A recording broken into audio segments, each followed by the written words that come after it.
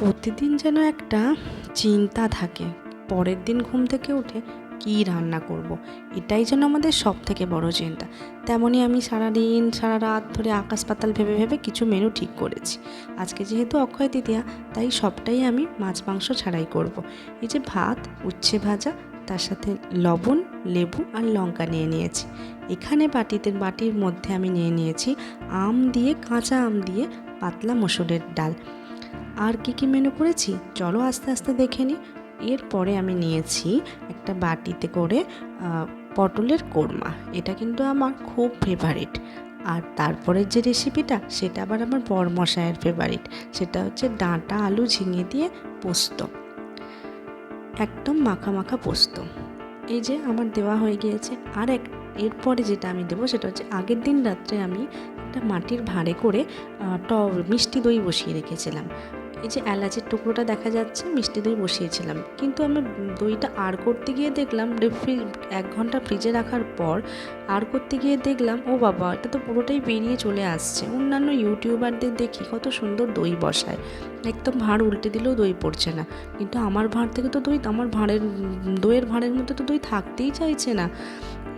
এই যে মোটামুটি কিন্তু দেখতে ভালোই হয়েছে। আমার খাবার দেওয়া প্রায় রেডি হয়ে গিয়েছে, আর কিছু জিনিস বাকি আছে, সেগুলো দিয়ে দেবো।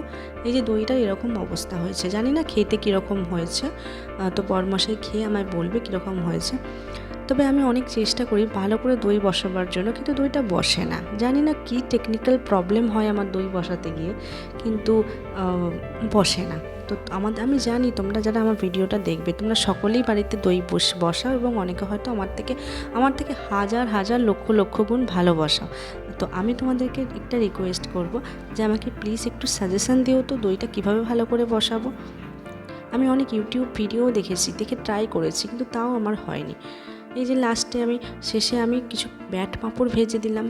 এগুলোকে তো আমি ব্যাট পাঁপড় বলি, কারণ এগুলো ব্যাটের মতো দেখতে, তো তাই। তোমরা কি বলো এগুলোকে কি তোমরা আমার মতো ব্যাট পাঁপড়ই বলো? একটু জানিও তো। যে মোটামুটি আমার খেতে দেওয়া রেডি। এবার খাবার আমি টেবিলে সার্ভ করে দিয়েছি। এই যে ভাত, উচ্ছে ভাজা, লেবু, টকের ডাল মানে আমের ডাল, পোস্ত, পটলের কোরমা, আর বাড়িতে বানানো একদম অর্গানিক মিষ্টি দই। যদিও দোকানের মতো একেবারেই হয়নি, আর আমি সেটা স্বীকারও করব না যে দোকানের মতো হয়েছে বলে। এই হচ্ছে আজকের আমার মেনু।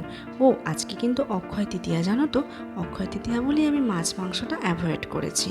মাছ মাংসর বদলে আমি এই সমস্ত রেসিপিগুলো বানিয়েছি। তা বলে এটাকেও ভেবো না যে আমি এই সমস্ত কিছু নিরামিষ বানিয়েছি। এগুলো কিন্তু একটাও নিরামিষ নয়। মসুর ডালটাও, আমি তো মনে করি মসুর ডাল আমিষ, আমি জানি না কে কী মনে করে।